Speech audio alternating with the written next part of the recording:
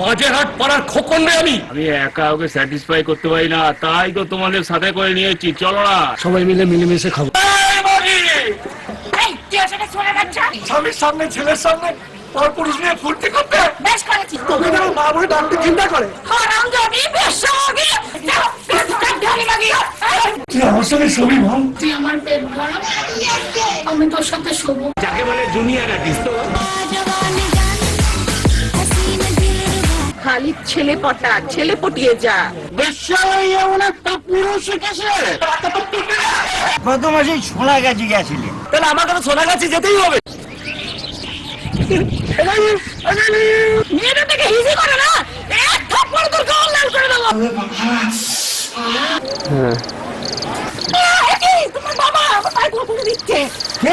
বাবা আমার ছেলে পছন্দ, শুধু ছেলে। তোর শরীরে উত্তেজনা আসছে। আমার বউয়ের চান করা দিচ্ছিলিস, সবাই চালাও এক এক করে ওখানে রাখি মার। কি গন্ধ পাবে। কিস করতে বলেছি, টিপতে বলিনি।